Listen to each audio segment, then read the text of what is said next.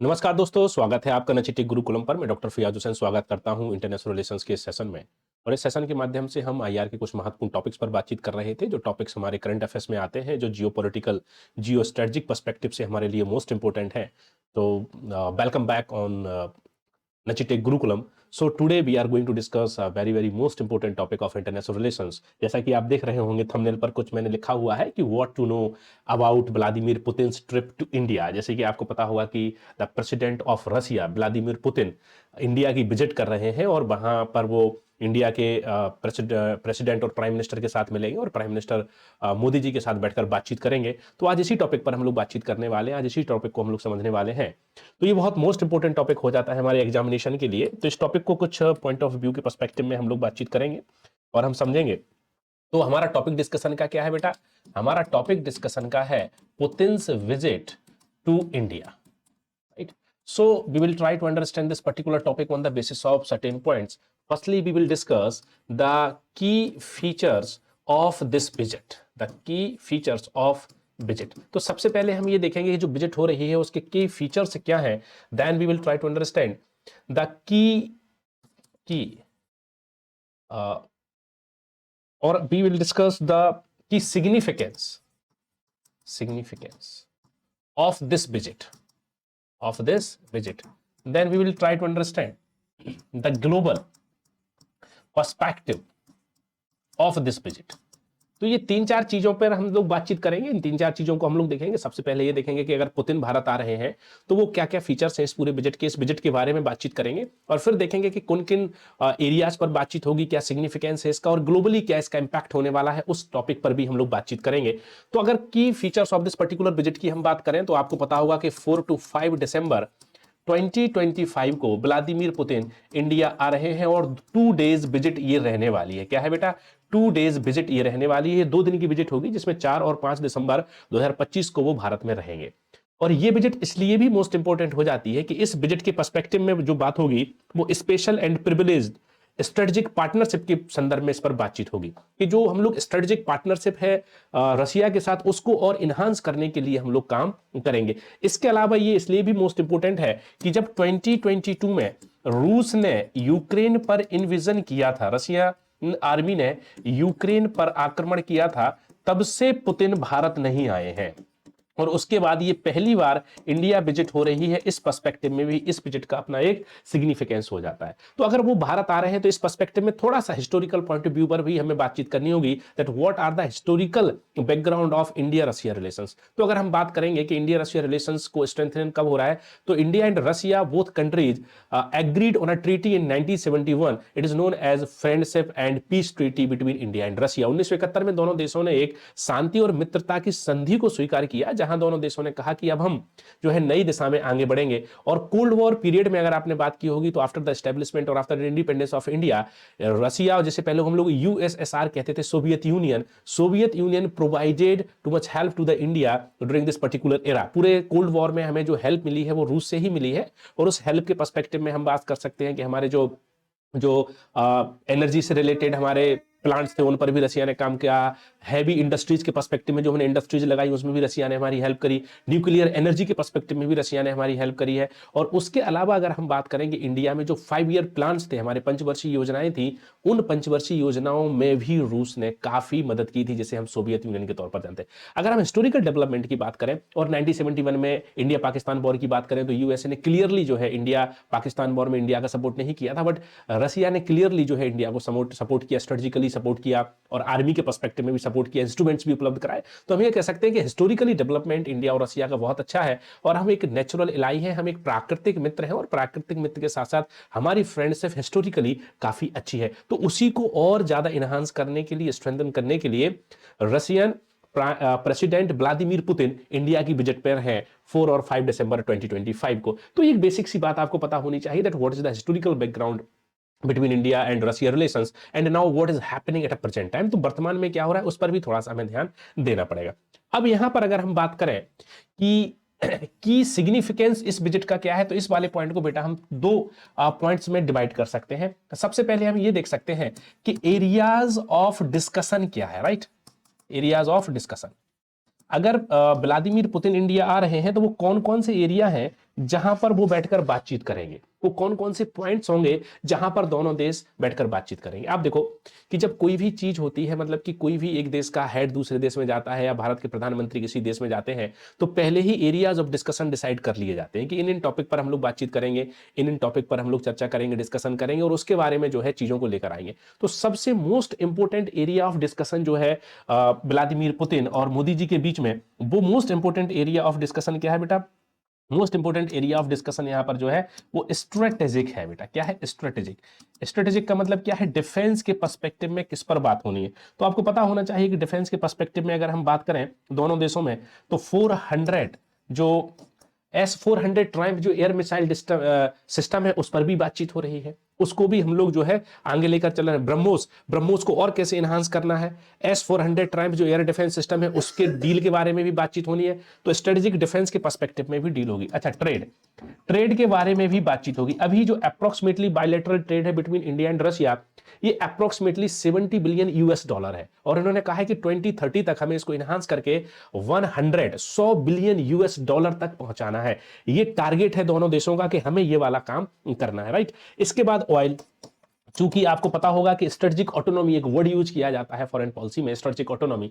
Strategic autonomy का मतलब होता है कि इंडिया, फॉर एग्जांपल इंडिया एक देश है और इंडिया अपने इंटरेस्ट्स को अलग अलग देशों से पूरा करता है। जैसे कि हम बात करें एनर्जी इंटरेस्ट, तो इंडिया एनर्जी के लिए जो क्रूड ऑयल है उसके लिए गल्फ कंट्रीज पर डिपेंड है, यूएसए पर डिपेंड है ना, मिडिल ईस्ट की कंट्रीज पर डिपेंड है और रसिया पर भी डिपेंड है। तो इंडिया जो है कि ऐसे नहीं करता है कि केवल और केवल गल्फ कंट्रीज से ही ट्रेड कर रहा है क्रूड ऑयल से, या फिर यूएसए से कर रहा है, या फिर जो केवल जो है मिडिल ईस्ट की कंट्री से कर रहा है। इंडिया और जो है स्ट्रेटेजिक ऑटोनॉमी की बात करता है, इसको हिंदी बोलते हैं रणनीतिक स्वायत्तता। इसका मतलब है कि इंडिया अलग अलग कंट्री से बायलैटरल डायलॉग्स करता है और ऑयल के पर्सपेक्टिव में, एनर्जी के पर्सपेक्टिव में एग्रीमेंट्स भी करता है। तो इंडिया कह रहा है कि अगर रसिया के साथ हम, जो कोई रसिया के पास बहुत सारे रिसोर्सेज हैं ऑयल के पर्सपेक्टिव में, नेचुरल गैस के पर्सपेक्टिव में, तो अगर इंडिया के उनके साथ अच्छे संबंध बनते हैं तो हमारी जो डिपेंडेंसी है on the gulf countries, dependency on the USA, dependency on the middle east, वो थोड़ी सी कम होगी और हम इंडिपेंडेंट होंगे और हम बार्गेनिंग और निगोशिएशन के पर्सपेक्टिव में भी हमें थोड़ी सी स्वतंत्रता मिलेगी और आजादी मिलेगी। तो ऑयल को यहां पर हमने एक फैक्टर रखा है जिस पर हम लोग बातचीत करेंगे। अच्छा, न्यूक्लियर एनर्जी, ये तो बड़ा पॉइंट है दोनों देशों के बीच डिस्कशन का, क्योंकि इंडिया में जब पहली बार न्यूक्लियर पावर प्लांट लगाया गया था, न्यूक्लियर एनर्जी से हमने लाइट बनाने की बात की थी, तो उसमें हमारी जो मदद की थी बेटा वो रसिया ने ही की थी। रूस ही वो कंट्री था या सोवियत यूनियन वो कंट्री था जिसने हमारी मदद की थी ताकि हमारे देश में न्यूक्लियर पावर प्लांट लग सके और उन पर बातचीत हमारी हो सके। तो ये कुछ एरियाज हैं जहां पर बातचीत होनी है। और कनेक्टिविटी, राइट, कनेक्टिविटी के पर्सपेक्टिव में भी यहां पर बातचीत होनी है। कनेक्टिविटी क्या है कि दोनों देशों की people to people connectivity, track 1 diplomacy, track 2 diplomacy, track 3 diplomacy. Track 1 diplomacy है कि हेड ऑफ नेशंस आपस में मिलकर बात करते हैं। ट्रैक 2 डिप्लोमेसी में का मतलब है कि जिसमें नॉन फॉर्मल ऑर्गेनाइजेशन से रिटायर्ड डिप्लोमेट्स हैं, हमारे एनजीओज हैं, वो लोग बात करते हैं। ट्रैक 2 डिप्लोमेसी में जो पीपल टू पीपल कनेक्टिविटी बनाने की बात की जाती है। तो उन सारी चीजों को भी हम यहां पर इंक्लूड कर रहे हैं। सो जो पुतिन की विजिट है इंडिया में, तो इन एरियाज पर हमें बातचीत करनी है, डिफेंस पर बातचीत करनी है हमें, है ना, हमें ट्रेड पर बातचीत करनी है, ऑयल पर बातचीत करनी है, न्यूक्लियर एनर्जी पर बातचीत करनी है, कनेक्टिविटी पर बातचीत करनी है। सो ये these are the areas of discussion जिन पर हम लोग बातचीत करेंगे। तो आप जब किसी बजट को पढ़ते हैं तो इस सीक्वेंस से आप चीजों को पढ़िए, थोड़ा सा सिस्टमेटिकली आप उसको बनाने का प्रयास कीजिए, राइट। अच्छा, अब है कि सिग्निफिकेंस क्या है इस बजट का सिग्निफिकेंस?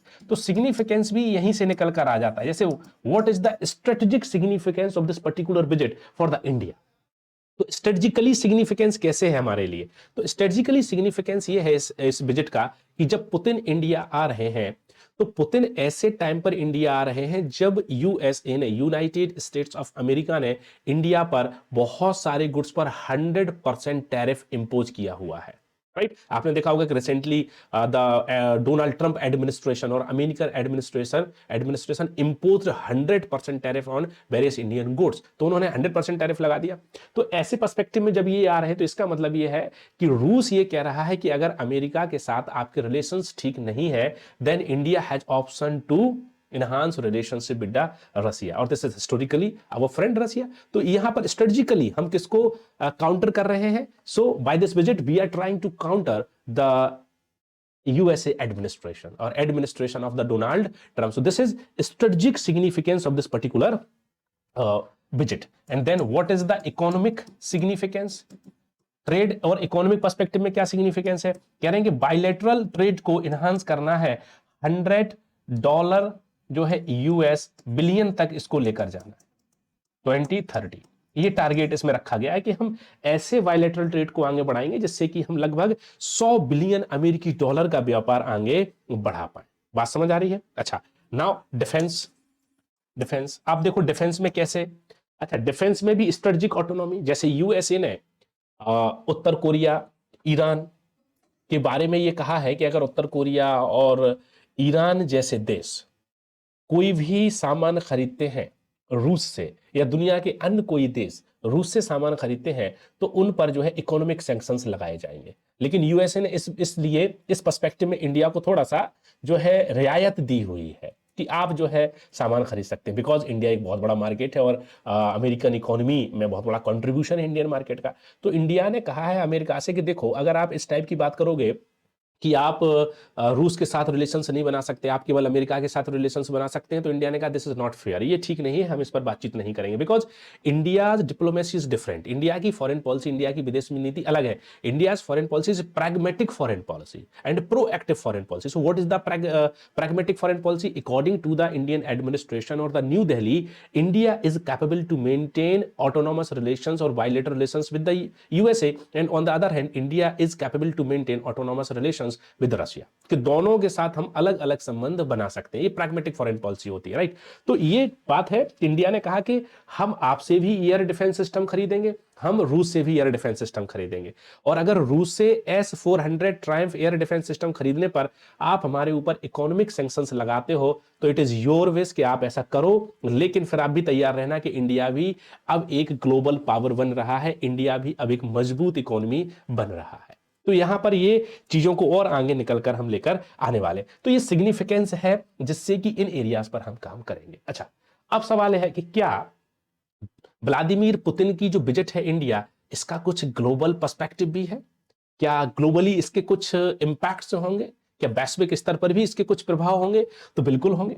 अगर हम यूएसए के पर्सपेक्टिव में बात करें, किसके बारे में बेटा, अमेरिका के बारे में बात करें, तो अभी जैसे मैंने आपको बताया कि जब से डोनाल्ड ट्रंप प्रेसिडेंट बने हैं of the USA, so Donald Trump administration imposed 100% tariff on various Indian goods, and उन्होंने टाइट किया है the visa policy, H-1B visa policy, और उन्होंने कहा कि 1 लाख रुपीज एक्स्ट्रा देने पड़ेंगे अगर कोई इंडियन वीजा पाना चाहता है। तो हमारे और अमेरिका के रिलेशंस थोड़े से बिगड़ रहे हैं, बहुत अच्छे नहीं है। तो इस पर्सपेक्टिव में हमारे किसके साथ अच्छी दोस्ती हो सकती है? हमारी जो है रूस के साथ अच्छी दोस्ती हो रही है। और रसिया और यूएसए ये तो सिंस द कोल्ड वॉर ये तो दुश्मन ही आपस में रहे हैं। तो हम अमेरिका को काउंटर करने के लिए किसके साथ दोस्ती बना सकते हैं? हम रसिया के साथ दोस्ती बना रहे हैं। इससे अमेरिका थोड़ा सा बैकफुट पर जाएगा और अमेरिका को लगेगा कि अगर इंडिया के रिलेशंस रूस के साथ बढ़ते हैं तो इंडिया उनसे डिफेंस सिस्टम भी खरीदेगा, एयर डिफेंस सिस्टम भी खरीदेगा, उनके साथ बायलैटरल ट्रेड भी कर सकता है, उनके साथ एनर्जी पर्सपेक्टिव में भी जा सकता है। और अगर अमेरिका से हमारा ट्रेड कम हुआ तो अमेरिका को नुकसान होगा, अमेरिका को इकोनॉमिकली थोड़ा नुकसान होगा, तो इससे अमेरिका भी थोड़ा सा लिमिट में आ जाएगा। तो ये एक फैक्टर हो सकता है। अच्छा, क्या इससे हम चाइना को भी काउंटर कर सकते हैं? बिल्कुल सही बात है। एग्रेसिव इमरजेंस है of the China at the global level and Indo Pacific region, right. अच्छा, China and Russia both are close friend and Russia and India both are close friend. तो अगर हम रसिया के साथ अच्छी दोस्ती बनाते हैं और संघाई कोऑपरेशन ऑर्गेनाइजेशन में भी हमने रूस के साथ भी बात करी, चीन के साथ भी बात करी, तो अगर रूस के साथ अच्छी दोस्ती बनती है तो हमें एक प्लेटफॉर्म मिलेगा जहां रूस एक मीडिएटर के तौर पर इंडिया और चाइना के बीच के जो कन्फ्लिक्ट्स हैं, जो बॉर्डर डिस्प्यूट्स हैं, रिसेंटली अरुणाचल प्रदेश को लेकर बॉर्डर डिस्प्यूट चल रहा है, तो उससे भी थोड़ी सी मदद मिल सकती है और उसमें भी चीजें थोड़ी सी नॉर्मलाइजेशन हो सकता है। तो चाइना के पर्सपेक्टिव में भी चीजें निकल कर आ सकती है, राइट। अच्छा, इसमें क्या है और देखो, अगर हम ऑर्गेनाइजेशन के लेवल पर बात करें, ऑर्गेनाइजेशनल लेवल पर बात करें, तो ऑर्गेनाइजेशनल लेवल पर आप देखोगे संघाई कोऑपरेशन ऑर्गेनाइजेशन, जहां पर इंडिया और रसिया बैठे हुए हैं, ब्रिक्स, ब्राजील, रसिया, इंडिया, चाइना, साउथ अफ्रीका और अदर कंट्रीज उसमें है। तो ये ऐसे ऑर्गेनाइजेशन है जहां पर बोथ कंट्रीज जो है मल्टीलेटरल पर्सपेक्टिव में बातचीत कर रही हैं। जब ये दोनों कंट्री आपस में बातचीत कर रही हैं तो यहां पर भी इन संगठन के, इन ऑर्गेनाइजेशन के, इन संगठनों के मजबूत होने के चांस बढ़ जाते हैं। तो इस विजिट का, व्लादिमीर पुतिन की इंडिया की 2 डेज विजिट का केवल इंडिया और रसिया के रिलेशंस पर ही इंपैक्ट नहीं होगा, इससे पूरे साउथ एशिया में इंपैक्ट होगा और जियोपॉलिटिकल, जियो स्ट्रेटेजिक जो रिलेशन है वो शिफ्ट करेंगे। अमेरिका से भी हमारे रिलेशंस पर कुछ इंपैक्ट हो सकता है, चीन के साथ भी हो सकता है, पाकिस्तान के साथ भी हो सकता है, राइट। और इसके अलावा ये पता हो सकता है कि इंडिया एक इमर्जिंग ग्लोबल पावर है और जो कि आगे बढ़ रहा है, और ऑर्गेनाइजेशनल लेवल पर भी हम यहां पर बातचीत कर सकते हैं। तो ये एक ह्यूज इंपैक्ट होगा इस बजट का। लेकिन केवल इतना ही नहीं है कि इंडिया और रसिया की दोस्ती अच्छी चल रही है, यहां पर इंडिया और रसिया के सामने बहुत सारे बेटा चैलेंजेस भी हैं। क्या है? बहुत सारे चैलेंजेस हैं, जैसे यूक्रेन रसिया वॉर। आप इस पर गौर करोगे तो रूस ये कहता है कि इंडिया अगर मेरा क्लोज फ्रेंड है और हिस्टोरिकली मैंने इंडिया की हेल्प की है, तो क्या इंडिया जो है रसिया यूक्रेन वॉर में क्लियर कट ओपिनियन क्यों नहीं रखता है? क्या इंडिया रसिया यूक्रेन वॉर में रूस को सपोर्ट करेगा? बट इंडिया की foreign policy is different foreign policy, वो कुछ अलग है। इंडिया कहते हैं फ्रैग्मेटिक फॉरेन पॉलिसी है, हम ना तो रूस का सपोर्ट कर रहे हैं ना यूक्रेन का कर रहे हैं, हम ये कह रहे हैं कि वॉर ही नहीं होना चाहिए, एक ऐसा वर्ल्ड हो जो स्टेबल हो, पीसफुल हो, सस्टेनेबल वर्ल्ड हो। तो इंडिया ने कहा है कि हम चाहते हैं कि रूस जो है वॉर को कम करे, रूस लड़ाई को कम करे, और यूक्रेन के पर्सपेक्टिव में चीजों को जो है साधारण तरीके से और अदर डिप्लोमेसी के पर्सपेक्टिव में सॉल्व करे। रूस को एक और प्रॉब्लम है, रूस कहता है कि इंडिया अगर मेरा क्लोज फ्रेंड है तो फिर इंडिया अमेरिका के साथ बात क्यों करता है? क्या इंडिया को यह चाहिए कि वो अमेरिका के साथ बायलैटरल ट्रेड बढ़ाए? लेकिन ये भी बात ठीक नहीं है, क्योंकि इंडिया को अगर रूस के साथ मेंटेन करना है चीजें, तो रूस का एडमिनिस्ट्रेशन कह रहा है, मॉस्को एडमिनिस्ट्रेशन कह रहा है कि फिर आप अमेरिका के साथ फ्रेंडशिप क्यों कर रहे हैं? तो इंडिया ने कहा कि फिर अब वही बात कर रहे हैं, आपके हमारे रिलेशंस अलग हैं, अमेरिका और भारत के रिलेशंस अलग हैं। तो इंडिया की फॉरेन पॉलिसी बहुत डिफरेंट है। इंडिया की फॉरेन पॉलिसी क्या है कि इंडिया बायलैटरल रिलेशंस को मेंटेन करने पर बहुत ध्यान देता है। इंडिया दोनों देशों के अलग अलग रिलेशंस पर बातचीत कर रहा है। अच्छा, इसके अलावा और क्या रिलेशंस है, इसमें और क्या चैलेंजेस हैं? रसिया और चाइना एक बड़ा चैलेंज है। इंडिया का कहना है कि चाइना बॉर्डर पर हमें परेशान करता है। रिसेंटली अरुणाचल प्रदेश वाला इश्यू था, जो अरुणाचल प्रदेश की वो प्रेमा नाम की एक लेडी थी, वो चाइना गई, उनके पास भारत का पासपोर्ट था, वो अरुणाचल प्रदेश की रहने वाली थी, चीन के एडमिनिस्ट्रेशन ने उन्हें रोक लिया, कहा कि अगर आप अरुणाचल प्रदेश के रहने वाले हैं तो आपके पास अगर इंडियन पासपोर्ट है तो ये इलीगल माना जाएगा, because Arunachal Pradesh is a part of the China, is not part of India. तो अगर आप अरुणाचल प्रदेश के रहने वाले हैं तो आपके पास चीन का पासपोर्ट होना चाहिए। और उन्होंने जो है कि अरुणाचल प्रदेश को palm and five finger policy के पर्सपेक्टिव में अपना एक हिस्सा बता दिया है। तो ये बात है। तो यहां पर अगर इंडिया और चाइना के बीच कन्फ्लिक्ट है तो इंडिया ये कहता है कि भैया ये बताओ कि ये रूस से क्या आप हमारे दोस्त भी हो और चीन के भी दोस्त हो, तो फिर ये दोस्ती किस टाइप की है? मतलब हम ये देख सकते हैं कि bilateral trade with the other countries challenge create कर रहे हैं इंडिया रशिया रिलेशंस को इनहांस करने में। Getting my point? तो ये आपको समझना पड़ेगा that what is the features of the budget कैसे हो रही है, उसके एरियाज ऑफ डिस्कशन क्या है, उसका सिग्निफिकेंस क्या है, ग्लोबल इंपैक्ट क्या है, और क्या इस बजट से ये जो इश्यूज हैं बिटवीन इंडिया एंड रसिया क्या ये रिजॉल्व हो सकते हैं। तो आई होप कि इस बजट में कुछ ऐसा आउटकम आए जिससे कि दोनों देशों के बीच रिलेशंस ठीक हो जाएं और जो चैलेंजेस हैं, जो इश्यूज हैं, वो भी कम हो जाए और एरियाज और कन्फ्लिक्ट रिड्यूस करके दोनों देश एक अच्छे रिलेशन की तरफ आगे बढ़े और उनके रिलेशंस मजबूत हों। तो आई होप आप समझ पाए होंगे कि पुतिन की बजट के पर्सपेक्टिव में मैंने पूरा इंडिया और रशिया रिलेशंस आपको पढ़ाने का प्रयास किया है। आपको ये समझ आया होगा। आप हमारे साथ जुड़े रहिए, पढ़ते रहिए। नचिटेक गुरुकुलम पर मिलते हैं फिर किसी सेशन में, जहां फिर हम बातचीत करेंगे किसी जियोपॉलिटिकल जियो स्ट्रेटेजिक टॉपिक पर। तब तक के लिए नमस्कार, टाटा, बाय बाय, धन्यवाद।